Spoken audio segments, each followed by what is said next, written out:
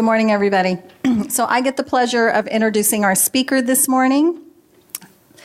I think Tracy's going to go and shut the door over there. Thank you, Tracy. Okay, so this session is evidence-based HR, focusing on what matters. And this is good for the business HRCR credits, okay? Okay, so our speaker this morning is Dr. Sakar Bari, right, Barney? Shreya. And she is the president and founder of Human Capital Growth, HCG, a talent-based firm that helps develop organizations achieve better outcomes using science, analytics, and empathy. HCG offers services that promote leadership, excellence, and talent management excellence. Her clients include Fortune 500 companies with bases in North America, Europe, and Asia. HCG was recently just recognized among the top 10 HR analytics solutions providers. Shreya has taught courses at University of California, Berkeley, Hartford, and Illinois Institution of Technology. She's the former chair of SHRM's effort on developing an ANSI standard on employee turnover. She is also the author of the book, The Role of Natural Culture in Transferring of Training, based in, it was like a 49-country study of learning impact. She serves on the board of LeaderAmp, a science-backed technology platform that amplifies leader development. She holds a PhD in industrial and organizational psychology from Bowling Green State University. Welcome. Thank you, Sheila. Thank you. This is my first time at PIRA, and I have to say I am just delighted. I didn't think that so many of you would come to a 7:30 a.m. session. So you've clearly surprised me. And so thank you. Thank you very much. I want to make sure your time is worthwhile. So just give me a second to get started.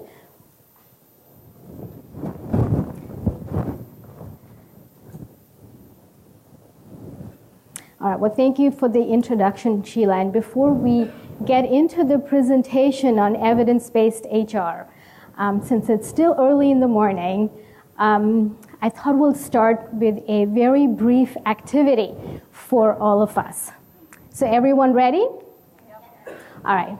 So if you would all please stand up.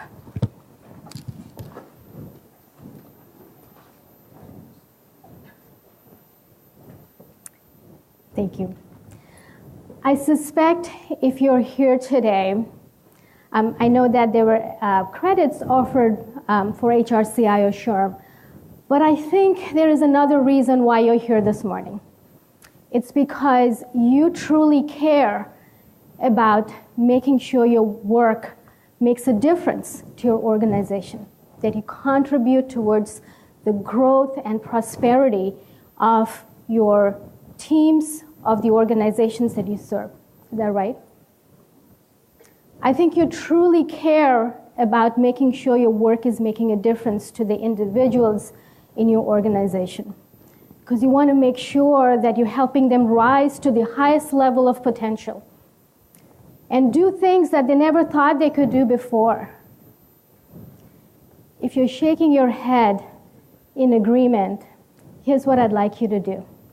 I'd like you to get closer to the people next to you and put your arm on their shoulder and acknowledge that we are all here for the same purpose. You've never done this before? And if you disagree, please sit down. If you disagree, please sit down. I just heard the please sit down. Okay. So I wanted to take this moment to acknowledge that we are all, what drives us as people in HR is this desire to add value and to make a difference. Now, how many of you feel that no matter how hard you try, moving that needle on what really matters to the organization is really hard? Raise your hand. My goal today is to offer you an alternative strategy. When you walk out of this session, I hope that there are 2 or 3 things that you can go back to your work and implement. So that's the goal that I set for myself. Thank you for engaging in this exercise.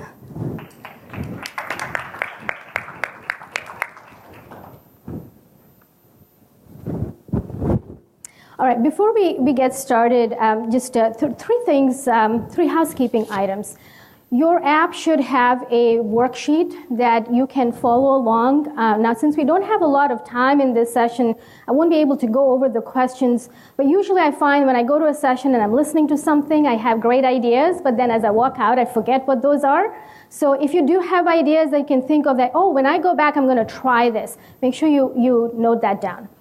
The second thing I want to note is that I did provide a copy of the presentation. However, that was a month old, and as I thought about what I wanted to accomplish in today's session, I really wanted this to be a practical guide of things that you could utilize. So my slides, a few slides are going to be different, and I took away some slides that I felt would require more time and may not add as much value.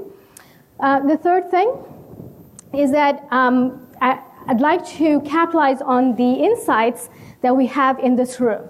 I bet we could all learn from each other in terms of what we're doing and what we've learned. So I will be using a polling tool called the Mentimeter. Anybody use Mentimeter before?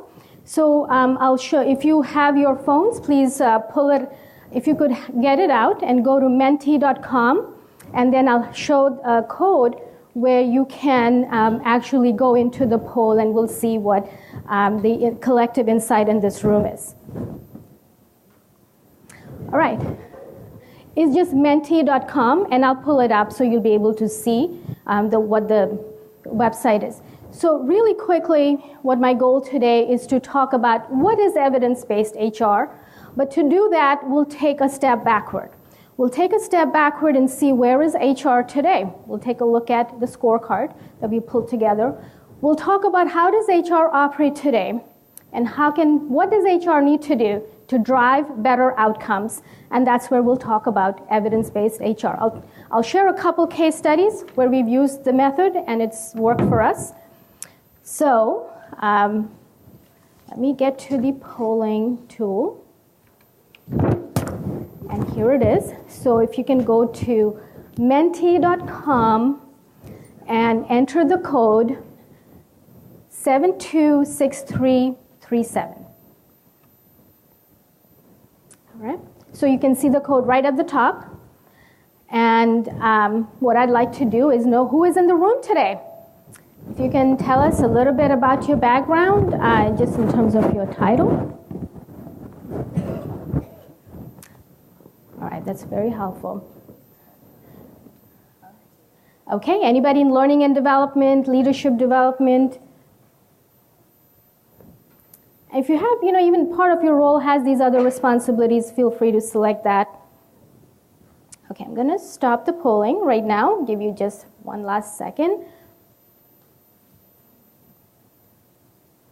Okay, so it looks like we have a spread between HR business partners, HR generalists, and heads of HR. My goal today is to make sure each one of you finds something that's relevant for your work. Also, some of you in specialized roles in learning and development, leadership development, so very helpful. Thank you.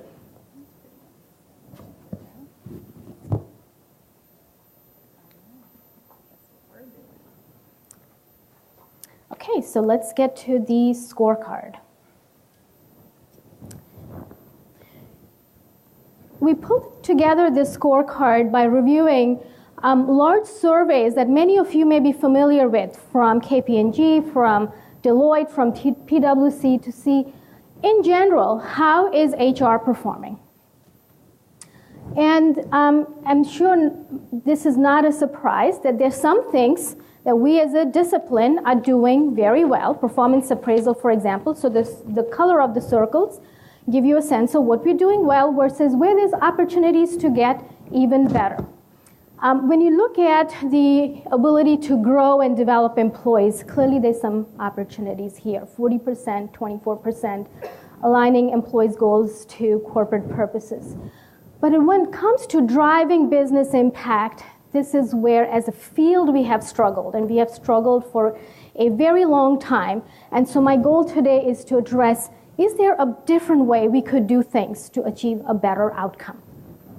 Now, one thing that you may want to reflect upon is, not sure how representative this dashboard is to your organization. Some of you might have some ideas there. It may or may not be true, but it gives us what the general pattern is of how well we as a field are doing in terms of driving outcomes. This survey from The Economist gives us a little bit more insight in terms of what's keeping HR from driving better strategic outcomes, contributing more strategically to the organization. I'll give you a moment to review the results. I think they provide some interesting insight. CEOs from around the world were polled to provide data. What's interesting here is that there is a belief that HR is too focused on processes and rules and not enough of a big picture HR person. And some of it has to do with the history of HR. HR grew up in the field of caring and taking care of the employees, caring and feeding of the employees. It was an administrative function, need to make a shift. But what's really interesting here is item number 4 at the bottom. So if you go to the one that's the 4th item, behaves like an independent advisor and service provider rather than a fully invested member of the management team. That surprised me a bit. Surprise anyone else? Yeah? That surprised me because it lends an insight into maybe leaders in organizations want HR to show up a bit differently. They want you to not just contribute to the HR side of the house, but maybe also share a little bit about what can we do differently in finance, in marketing. I thought that was interesting. But I think there is something else that is not here in this report, in this chart, that I do want to acknowledge. I worked in HR, so just a little bit of quick background. I'm trained as an organizational psychologist, started my life in academia as a tenure-track professor at Illinois Institute of Technology. I love science. What I realized is I love solving business problems even more using data. So I went on to hold 2 internal roles, one leading human capital development company-wide for a company on the East Coast. My last role was leading leadership development at Levi Strauss & Company. And I'm sharing that because I've worn multiple hats, and I've been in HR before. And I think sometimes HR gets a bad rep, which is undeserved. I believe that business leaders have to be trained in how to work with HR. Repeatedly, I hear my colleagues say that they're still called to plan events in the organization. They're still invited to, they're still expected to have fun, entertaining development activities in the organization.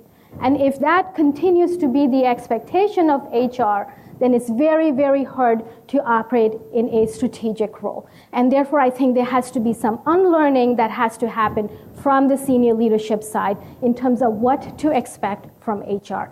Agree? Disagree?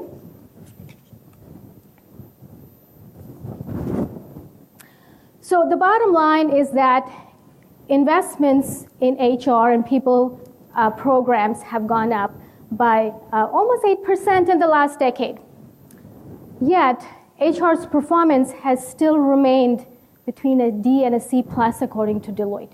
What does that mean? That means that about 30% of the programs that HR delivers fail to produce results. Now imagine if about 3 out of every 10 flights ended in a crash. Would that be acceptable? Imagine if 30 out of 100 patients that a doctor treated either failed to get better or much worse died. Would that be acceptable? It wouldn't be. And for us as employees of organization, this is not good. We need to change this. And there are better ways of doing it, which is why I'd like you to explore the idea of evidence-based HR. There's a number of reasons why we are where we are today, but I'd like to talk about two most important ones that have been talked about before by other experts like John Boudreau and Josh Bersin, etc. The two that I want to talk about are, we need to take a look at HR's operating model, the mechanism by which HR operates with the business. The second thing we need to look at is how in HR, how do we solve problems and address the needs of the business? My sense is the approach that we are using, the evidence shows that clearly it's not working. And maybe there is an opportunity to try a different method, which we will talk about.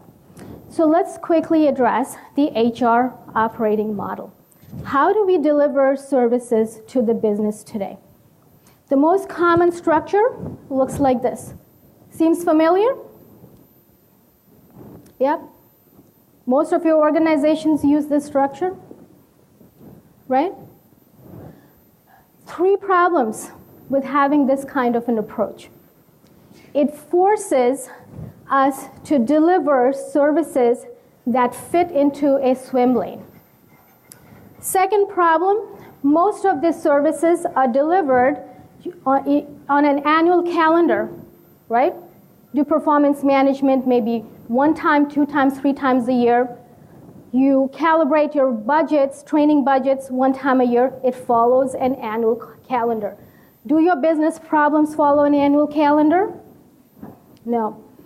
KPMG survey found that one of the biggest reasons why HR fails to solve problems, particularly in using science and analytics, is because of this siloed approach and business itself operating in a siloed manner.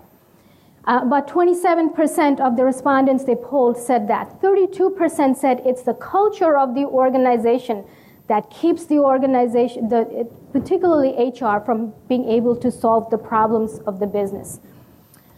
So let's see what a conversation between HR and the line function looks like with the hierarchical operating structure that I just demonstrated. Assume you are in HR and you go in to meet one of your clients in the business. Let's assume that they're a plant manager, right? What a typical conversation might look like is, hey, Jill, you are running this plant. How many open positions are you anticipating in this quarter? Does that sound right? Yeah. Do you have a turnover problem? Do you have an engagement problem? Guess what Jill is thinking about? What's occupying Jill's mind? Guesses? Production, cost, quality. I'm not going to meet my commitments that I've promised my senior leadership. Clients are not going to get the product shipped. Are they really thinking about why that's the case? They're not. And that's where the conversation could be different. The conversation could be different, like, how are things going with the business? I heard that there's some problems with shipping this month's lots. Could we talk about maybe some things we can do differently? Are we getting the right people in? Maybe people are not showing up. That conversation could look very different, right? And just switching that one thing where you start your conversation, you could still have very much the same conversation about hiring and about engaging employees and turnover, but have it in a very different way. So that's one thing that could be different in HR. So going back to the CEO survey, less about rules and processes, more about the big picture. So more often than not when I do these sessions, I ask HR, what are some of the things that you're working on? So well, we're building a culture of collaboration. We're building a culture of learning. We want to make sure that we're hiring better quality employees. Sometimes they'll get to the nitty-gritty and say, well, we don't really care about the solution. We want to make sure that it is offered in the 13 languages that our company does business in. Well, I think maybe it's time to rethink that. Because when we talk to the business leaders, and my company does a lot of assessment work, so we help companies hire leadership candidates on a regular basis. We are hearing, so what do you really want from your talent? And the kinds of things that we, whoops.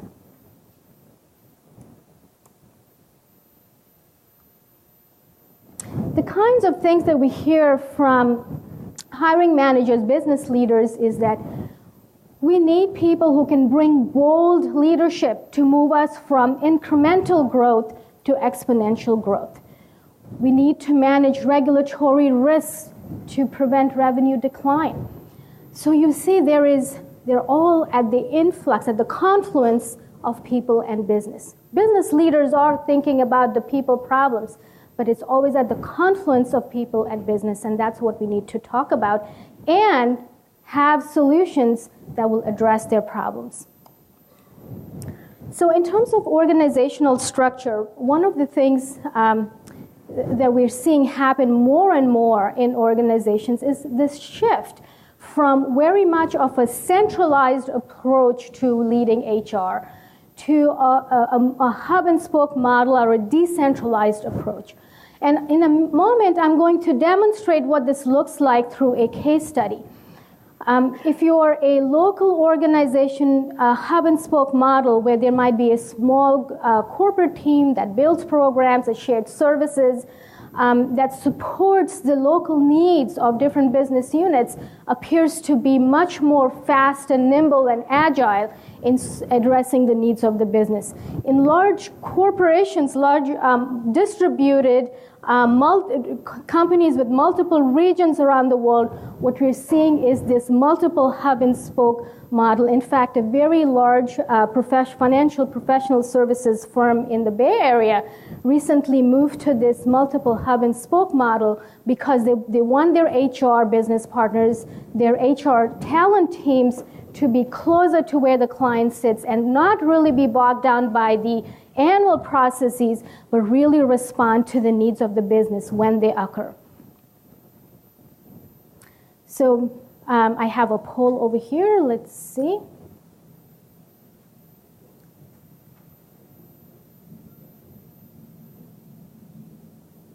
About to ask a question about the dashboard. All right, so let's, which operating model does your organization use today? And this might provide some early indicators of the shift that I think organizations are starting to make, not just within HR, but finance has had to figure this out. Marketing has had to figure this out as well. So I think anyone in a function is going to eventually have to move to this hub and spoke model. So what I'm seeing here is that majority of you are still using a centralized approach. And this would be one of the first, if you're the head of HR, this would be one of the first things you may want to start to influence within your organization.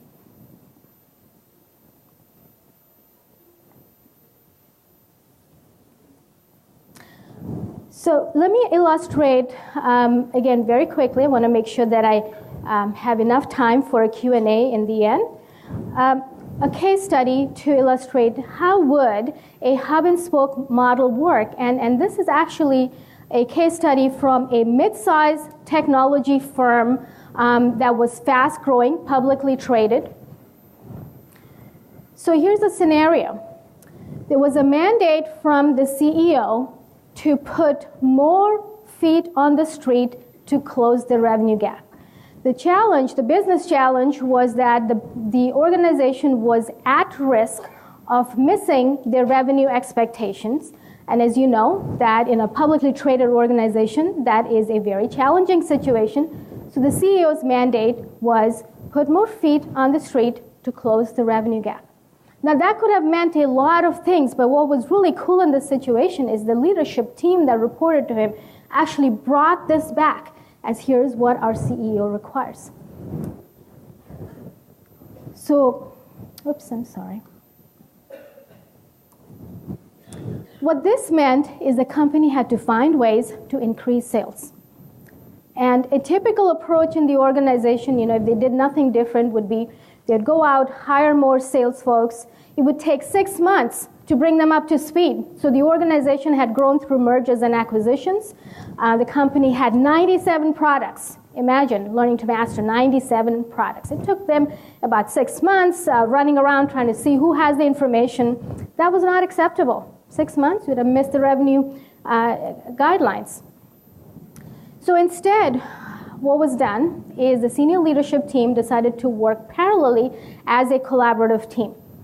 The team was made up of HR, product management, marketing, sales, operations, and a lot of things started to happen together, and there were just 1 or 2 people from each function that came together to work on this project. Now, there's a lot of details in here, so I want to talk about what did we do to accomplish that goal of meeting the revenue targets. So the first thing that was done is sales operations started to project how many more people they needed to hire to close the revenue gap.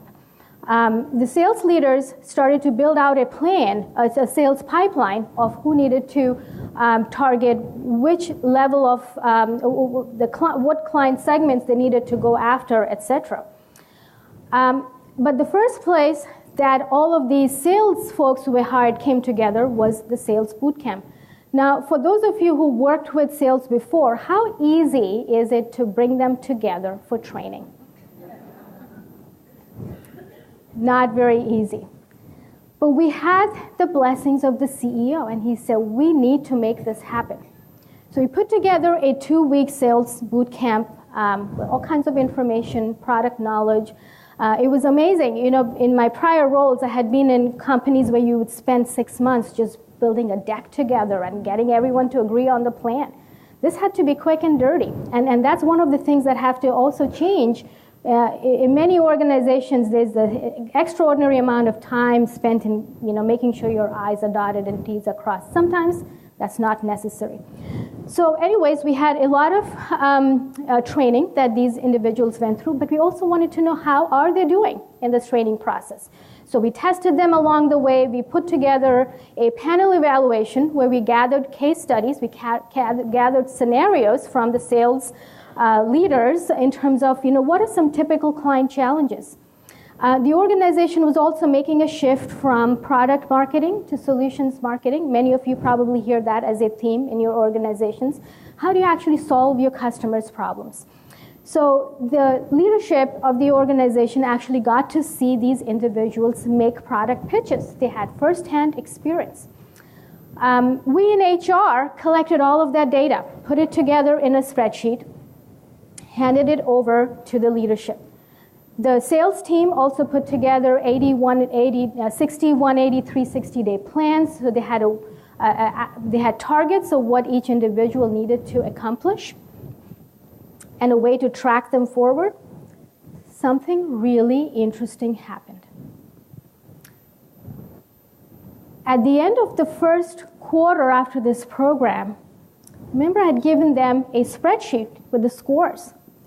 The bottom quartile of all the people who went through the program somehow left the organization, either on their own volition or because they were simply not meeting the goals that were set.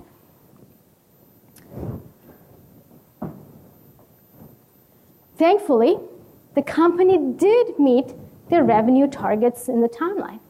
And for me, this was a personal success. I worked internally in the organization at this time because I remember we had this big town hall celebration. And we got a new COO at that time. And one of the leaders took me over and said, this is the person who led this program. I actually did not do it by myself. It was a collaborative effort with all of the other functional leaders and people in their team. So ultimately, what was the outcome of this collaborative effort is A, meeting the timeline and the revenue expectations, and B, was the ultimate goal was to make the company profitable so a buyer would be more interested in purchasing the organization, which is what happened. So just a quick case study of how when we work collaboratively, not an HR-driven initiative, but something that the business leader decides is important. So as I thought back and I wondered, why was this successful? Why is it that not all programs run this way? Well, part of it is where we look to find problems. Oftentimes, the leadership, including HR leadership, looks to the HR dashboard to find problems. And what kind of problems do you find? People are not skilled, turnover. A better place to start would be the company dashboard and say, where are we likely to miss our targets? Where are those problems? And you stay focused on the highest level of problem, it is much easier to drive business impact. The other place that I find organizations getting stuck, especially when designing HR solutions, there is a mindset that has to scale. Everything has to scale company-wide. This particular initiative didn't scale. It could if they wanted to do the sales bootcamp alone, but what was important is to meet the needs of the hour, and that's what we were able to do. So the key takeaway is the first place we need to start to drive business impact is to solve the most pressing problems of the business. And to do that, we really have to disband the siloed approach in which HR works and work as part of a team, a management team, and work collaboratively towards a common purpose, a common problem that we're all trying to address. So next I want to talk about evidence-based HR as an approach to solving business problems. So before we get there, let's do another poll.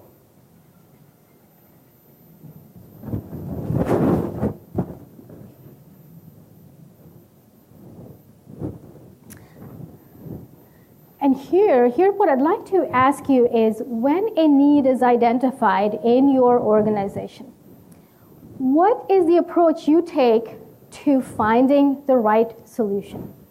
Do you reflect on what has worked before? Do a Google search? Could be a Bing search as well, or a Yahoo search. Ask others at your organization, ask others outside of your organization. Seek advice from your professional colleagues, or post a question on LinkedIn or some other forum that you may belong to, or something else. And if you did answer other, then I would be actually very interested in hearing, what is that?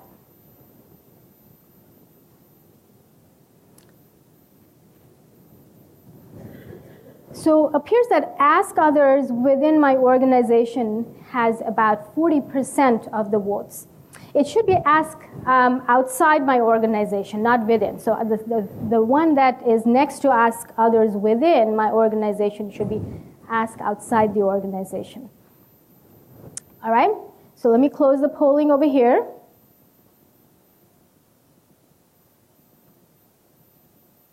So this is really, really very helpful. You know, what's also interesting to me is as much as we talk about social media, none of you selected that as an option. And that's really helpful insight, right? So we basically go to sources that we trust, and that's something that I had not anticipated. I think it's very useful insight. I'd like to hear about the other options that you use. So if you selected other, would you mind sharing with the audience here what are those other techniques that you use?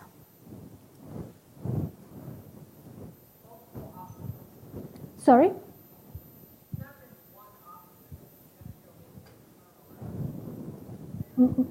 Okay. But how would you know what those options are? Got it. Sure. Good point. Yep. So using multiple options, hopefully converging to the same solution. What else? All right. Yep.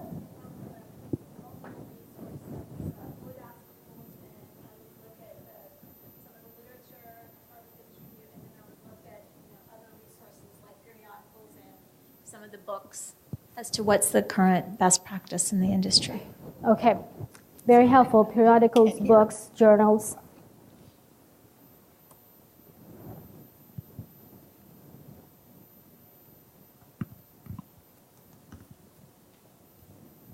Okay, so we'll come back to what are some other approaches that you could use. Let's take a look at other areas in our life. How do we make a decision? Let's say that you're looking to buy a new phone and you want to make a decision between the various options. What do people typically do? You decide what features are important to you, and then you might look at something like this, an Amazon rating, a Consumer Reports rating, to see, well, which one is better. We have a systematic approach to making decisions, right? You don't just show up at the store and say, well, I don't really care, I'll just pick whatever phone is available. Most likely not, right? We do use some kind of a methodology. Same with the medical science. Medical science, when you go to a doctor, you hope that they're recommending a treatment procedure that has some prior efficacy of actually addressing the disease condition. And better still, you know that the pharmaceutical companies have done their own research to make sure that it is efficacious on humans through their clinical trials. And then there are also academics who are studying these different drugs to say, when is one drug better than the other? And so when it comes to medical science and many other domains in our field, there is a systematic approach to solving the problems that we face. Okay, let's take a problem that's closer to our domain. Let's say that you have been asked to develop a leadership pipeline in the next 4 quarters. All right? So now we had a number of different sources to get ideas for what solutions might work. Right? Let's say that we gather all the data that we can, and we end up with 3 options like this. One of your colleagues might say, well, I went through the situational leadership training and I liked it. How about that? Transformational leadership. Someone else might say authentic leadership. How do you choose? How do you pick between the 3? They all came through recommended, highly recommended sources that you trust.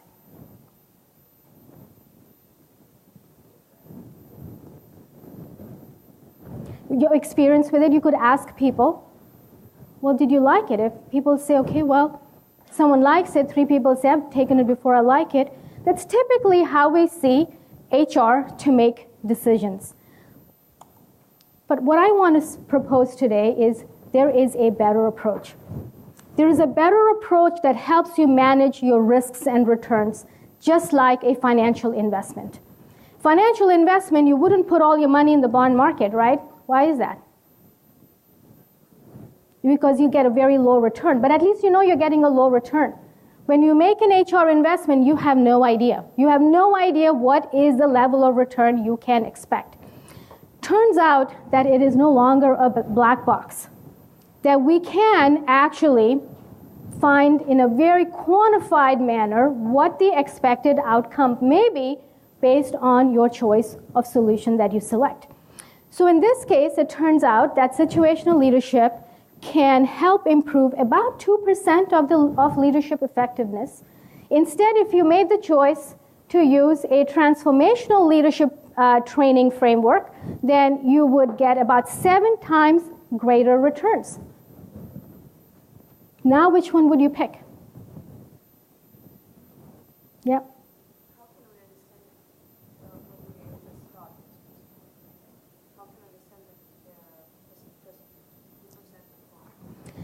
Because there are thousands of researchers who are asking the questions that you are, and in a quantified manner, just like in the pharmaceutical industry, testing these products and solutions. The problem today is that most people don't have access to this data and therefore don't use it. We're making decisions in the blind. And that hurts you and me more than anybody else, because we are also the recipient of these services. So let's take a look at, let's see how this could help us make better decisions. Assume that you have $100. You have funds worth $100 to make an investment in improving leadership effectiveness. You could spend that either for situational leadership training, or you could spend that for transformational leadership training. What would that mean? We already talked about you get 2% return, but let's look at the part of the pie that is not explained still. 98% of leadership effectiveness is still not solved using this solution, which means you're going to have to find more funds to address those needs.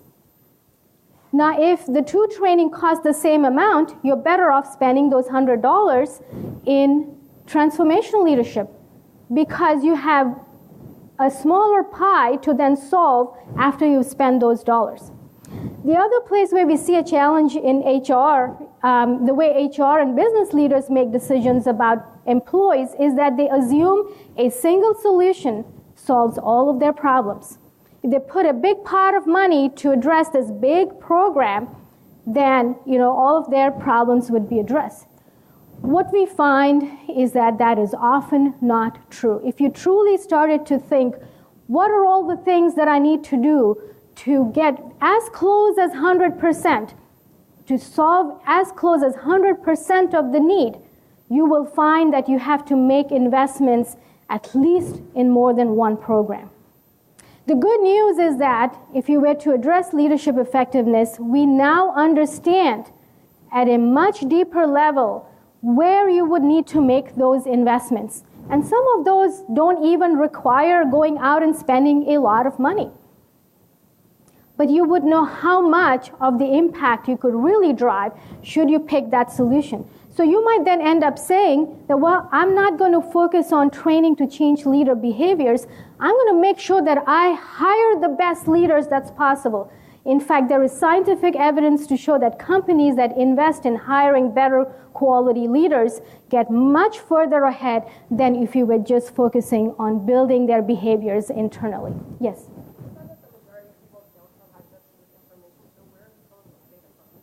These are all from the scientific journals, and you do have access to it now as well, and I'll talk about that. In fact, not just in psychology or human behavior, in any field that you choose to, you can get access to this kind of scientific information. It is all, most of them are public domain data.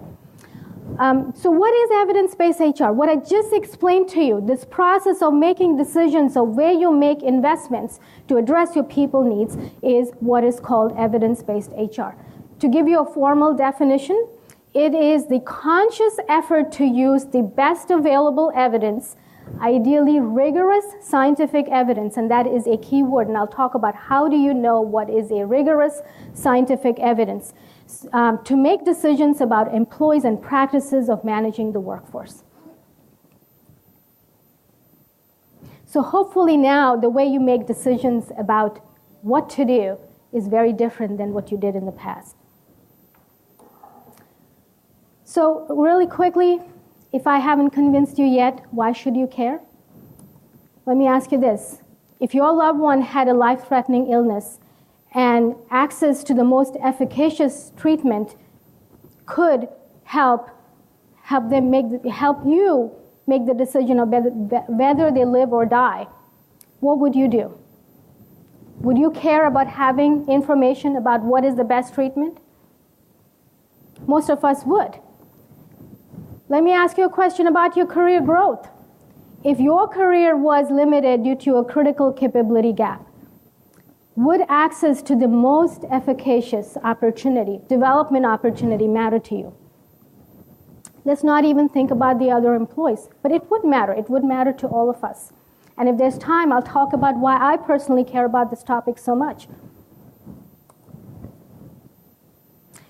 So if you answered yes, then you should care about evidence-based practice, not just in HR, but in every aspect of your life.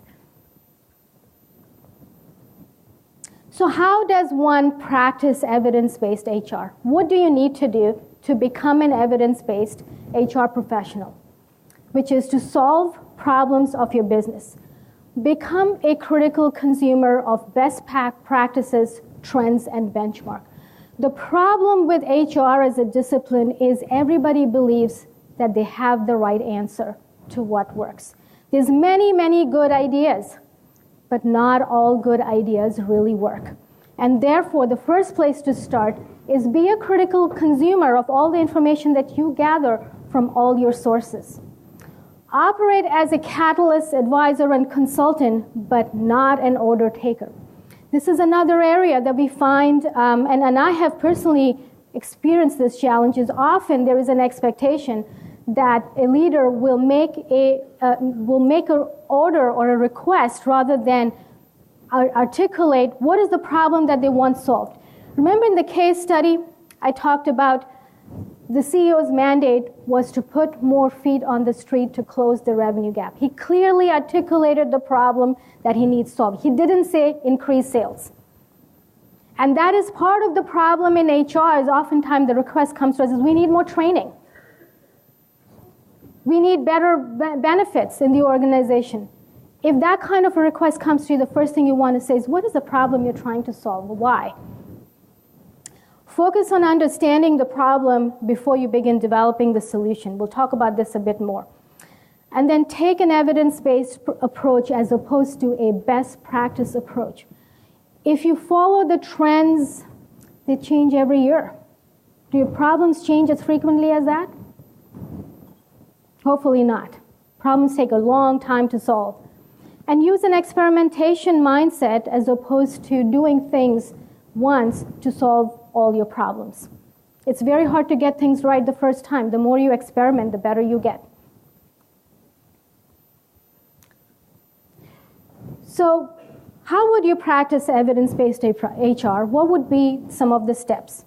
The first place would be if someone makes a request, I need a better training program. I need more leadership training. You want to say, what is the outcome you're looking to drive? What is the problem you're trying to solve? And then look for which one of those problems is the biggest driver of what the organization cares about. And I'll get to that. How do you know which problems are worth solving? Look for solutions that address the problem, just like I did with the leadership development. Look for what is the quantified efficacy of the solutions that I use. Design an experiment. Collect data. This is a great example of where you could use analytics. Talent analytics is the foundation to good evidence-based practice. Measure outcomes and improve. And if you're able to do that, you can achieve all of these business outcomes, but in the business climate that we are operating in, the diversity and inclusion challenges that the world of work is facing, my belief is that if we use more evidence-based practices, it would be less about the gender, the race, the color of the people who need to get hired, but what they're capable of doing. If we hired people for potential, not full-baked talent, and we knew if organizations had the confidence that they hired people with potential and they could realistically develop them, they could help people rise to the highest level of potential. The problem we have today is companies want full-baked talent because they don't have the confidence that they could develop them themselves. So how do you know where to find the evidence and what evidence is worth putting your trust in? Not all evidence is created equal. Definitely if you're reading best practice reports, white papers, I would take those with a grain of salt. If you look, a lot of people say, well, we look at our own company data. That's where we get the evidence. The problem is you don't have data for things you haven't tried. So that's a very limited source of evidence. It's worthwhile looking at it, but if you haven't tried it, you don't know whether something works or not.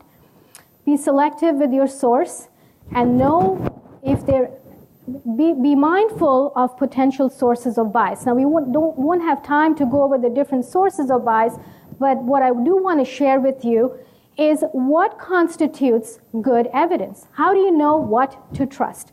And this pyramid should help you. At the lowest level of evidence is what you might read in editorials as opinions, in magazines. Oftentimes, vendors will produce anecdotes, how people experience the programs as a source of evidence.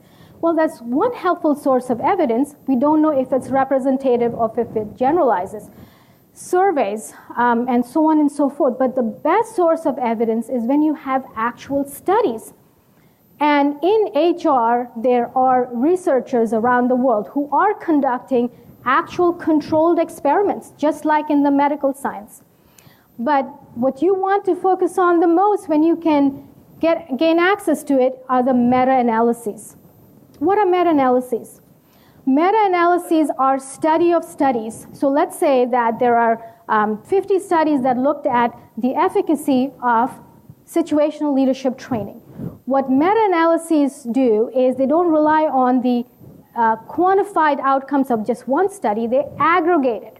They're statistical mechanisms of controlling for all kinds of errors and biases, and those aggregated estimates is what you want to be looking for. Same in the medical sciences.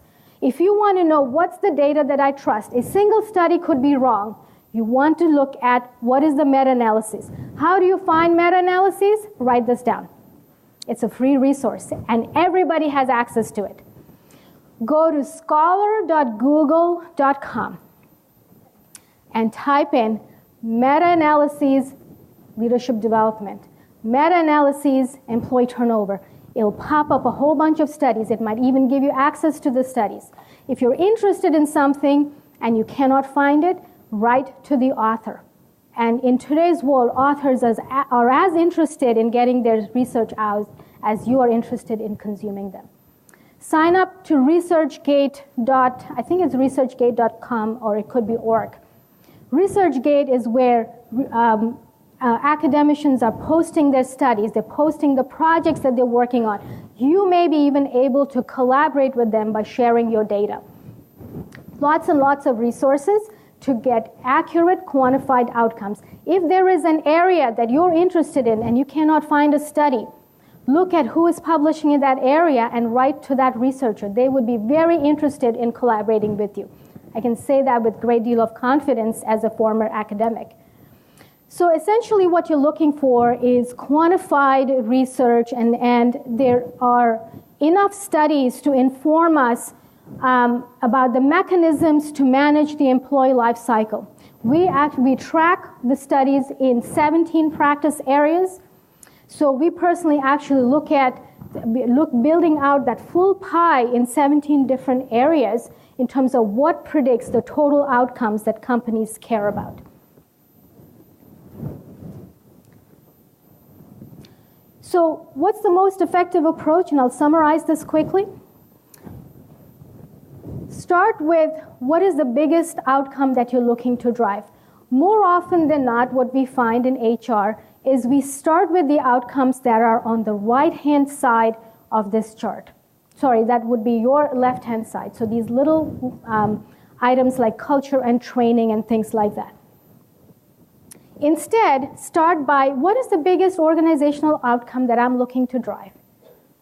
What would be the cascading impact if I want to drive business outcomes like profitability? What drives profitability? It's making sure that we're delivering our products on time, keeping our cost and quality in control. What drives cost and quality? We can drill down to the people implications. So change just by flipping how you look to solve problems could help you drive better impacts. And once you know, well, if we know that cost is a challenge, you could even look at meta-analyses that say what drives cost? What are the people factors that drives cost? Now there's a little bit of hunting that you have to do over here, but if you think that it is engagement, you could look at meta-analyses that say what drives engagement. And in fact, we did a webinar on this earlier in the year, and we found that the commonly available measures of engagement typically focus on what's called extra role behaviors or good citizenship behaviors. Those predict profitability. They do not predict what leads to disengagement. So the most common measures of engagement are actually focusing on the wrong things. So if you were doing your own meta-analysis, you would know that to improve engagement, you have to prevent burnout. The predictors of burnout are completely different. So here's a quick, just a short list of what are some things that we already know. And then this is a really, really short list. And the point here is that for the decisions you're looking to make, if you have to decide where do I invest my funds, where do I invest my time, realizing that funds and time are limited. If you're going to do something, that means that you're not going to do some other options that are available. So a chart like this could help you see, well, if I focused on transformational leadership development, I could help improve leadership effectiveness. What is the biggest correlation on this chart? Is the correlation between work sample and job success. How is that important? Most organizations in this world rely on unstructured interviews to hire job candidates, right or wrong? It is about the 10th least effective strategy to hire job candidates, for you to tell who's going to be better versus not. Work samples have the highest efficacy level. We've known this for the last, for more than 50 years now, that work samples help you predict who is more likely to be successful in a role or not. And yet, there is very little adoption of this practice. So the key takeaway here on evidence-based HR is start with a good understanding of what is the problem you're trying to solve. What is the outcome you're looking to drive? Unless you have clarity on that and agreement with your leadership, it's really, really hard to identify what's going to work. And design your solutions based on knowledge of prior efficacies. You wouldn't want your doctor to give you an untested drug, right? But that's what we're doing every day with our employees, is giving them solutions that are untested, that we don't know what the efficacy is. And be mindful of how much of the problem are you really addressing. If you want to be able to stand up to your stakeholders and say, you gave me the budget, I worked on it, and look at the results that we've achieved, your chances of having a great report card in the end is much better when you've looked at the total pie that you're trying to address when solving the problems. So let me try to end with another case study where the problem was addressed using evidence-based methods. And this is a case study from one of our consulting practices. So the situation here is a pharmaceutical company was working with a contract research firm to help with their early discovery process. And the intent was that they would have a preclinical candidate at a much faster rate than if they were only working on it in-house. So the request was to lead it. Unfortunately, this collaboration was not going well. They had sunk in millions of dollars, and as a large ditch effort, we got a request saying, can you help us do something to make this team better? And the leadership request was not to help solve the collaboration challenges. Can you do team building? How many of you get requests like that? That is probably communication challenge, team building challenge. You know there is something much deeper in there. So what I did is I said, okay, let's go to what is the problem we're trying to solve. No, it's collaboration is not working. Why is it not working? Well, there's what I heard back from the leadership team that was responsible for this partnership is, well, we don't know. We have no data. Well, if you have no data, you don't know if team building is the right answer, right? You're spending money and attention, but nothing may happen. So I had this inkling that ultimately what they want is not so much for the teams to be happy with each other, but really to make that collaboration successful so the end goals are achieved. And this was a moment of breakthrough for us. I asked them, what would it mean if we could solve this gridlock between these two teams, rejuvenate this collaboration? Well, it would save us $1 million or more that we've already invested in this partnership. Then I asked them, well, what would happen if you did collaborate well? And guess what? Even the business leaders had no answer. They didn't know. They said, well, we're pharma, we don't really have goals. And so I said, well, there's someone outside of this room that is holding you accountable to something. And it took a lot of dialogue between those two parties because no one wanted to commit to what that goal was going to be. So even outside of HR, we continue to have these types of challenges. Ultimately, they agreed that the goal that they were collectively responsible for was one preclinical candidate every 18 months. So what was the solution? there was a lot of things that we did. I worked with them for about 4 months, not a whole lot of time. And in those 4 months, what we started out first with is to understand what is really going wrong with the team. So it wasn't a team building problem that we were trying to address. We were first trying to understand what is really going wrong with the team and what are the goals that they're responsible for that they're not achieving. Without going into the details over here, I'll talk about what was the end outcome of this, this intervention. So we did a whole lot of things, basically bringing the right teams together to have the right conversation. And I'll tell you what was in that right conversation and how did we decide what needed to be discussed. But let me fast forward and go to the end. So the team missed their goal. They missed their goal of achieving a preclinical candidate in 18 months. However, they met it in 24 months. Success there. This project happened over 8 years ago, and the collaboration still exists while many of the other contract partnerships have ended. So clearly, there was results that were long-term sustaining. How did we find the solution for this? Well, it turns out that there is a robust body of research looking at flight crews, emergency crews, business teams, on what makes teams thrive. What are the behaviors that teams need to engage in, not team building, but specific behaviors. And if you practice those behaviors, the quantified estimate of the outcome is that you can improve team effectiveness by about 20%. So we built a survey, we built a diagnostic tool, focus group questionnaire, trying to understand which one of those behaviors were not happening in the team. What were the barriers that were keeping the teams from engaging in those behaviors? Some of it was knowledge, some of it was expertise, and others was lack of clarity and expectation. So the teams came together for several day-long sessions to have an open dialogue of how do we solve our own problems in these areas. And by using the framework and using good old goal-setting theory, so let me just make 2 comments about goal-setting theory.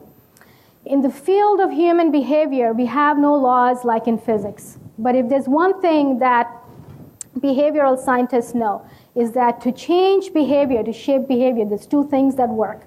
One is difficult but challenging goals. The more you publicly state them, the better chance you have at achieving those. And the second is knowledge of results, knowing how far or distant you are from achieving those goals. Putting those into practice helped us achieve the results. Now, along the way, it wasn't a smooth cakewalk. I remember at one point, unfortunately, HR was not part of this project, it was just the business leaders. But at one point, someone said, well, shouldn't we do the MBTI? You know, can we do an MBTI? Say, what would that tell you? Actually, it wouldn't have been a bad idea to do a personality assessment, not the MBTI. And if anyone's interested in that, I'm happy to talk about it. It'll take longer to describe it. So getting to the end of this presentation, questions that an evidence-based HR leader should be asking. What outcomes are important to the business? How are employees contributing to those outcomes? Simple set of questions, but just asking these will help uncover what you really need to focus on. How many of our current programs and practices directly contribute to these outcomes? What should we start, stop, continue doing? What practices will help drive valued outcomes for employees and the organization?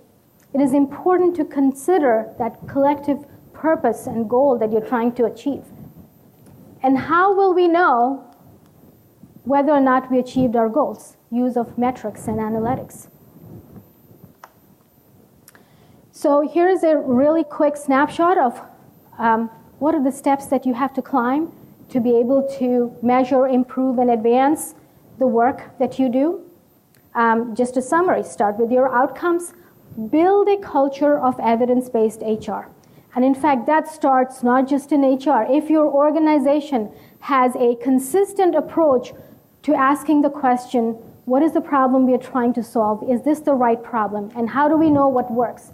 If that's the way your business runs, this should be a breeze. It'll be much, much easier to follow this practice. Finishing up. Finally, make sure that you're auditing not just your programs, your policies and practices. Develop a talent strategy that's based on science. It's easy to do that in today's world. Have a few focus projects. Know what's going to be the biggest lever to drive the outcomes. This is another area of challenge that we see. Companies do a lot of things not knowing what is going to make the biggest difference. And finally, measure and improve. So the final statement that I'd like to make in today's session, if you walk away with one thing, that is that the power to create a fair and equitable workplace is in your hands. It truly is in your hands. If you play a leadership role in HR, you can create a fair and equal workplace that can help individuals achieve their highest level of potential while driving business outcomes. So let me pause over here and get any questions for the time that's remaining. Okay, before we do questions, I want to give a big round of applause to our speaker, Shreya. Thank you so much. Thank you very much. Thank you. My pleasure. Okay. I just have a quick question. Can you go back to that third slide, third from the last slide that had the questions on it? Because it's not in your handouts. That one. Thank you. I'm happy to share any of these slides. Please, my email address should be in one of the handouts. Feel free to reach out to me. I do want to also share, if anyone's interested in, so what we found is when we looked at the maturity models that are out there, a lot of them, the things that they ask you to do to reach the highest level were actually not evidence-based. They were not things that you should do to drive the biggest outcome. So we built a benchmark study that is based on science. Anybody interested, feel free to send me an email. We'll launch that study that is focused just on talent development. So it's broken down by hiring, managing, and developing employees. Anybody interested in benchmarking, it's free. Just send me an email and we'll sign you up. In an organization that the executives are based on instant results and kind of in the now, how would you recommend trying to implement or adopt this practice? Even for the execs, so first of all, let me acknowledge that is a challenging situation because execs who are focused on the now are more interested in the activity than the outcome. If you can get them to start thinking about the outcome, what do you want to be responsible for? What results do you want to be proud of achieving? You could have them think backwards. The problem is when leaders are focused on activity, they're making orders. When they're focused on outcomes and achievement, they're collectively problem solving. Any other questions? Oh, in the back of the room.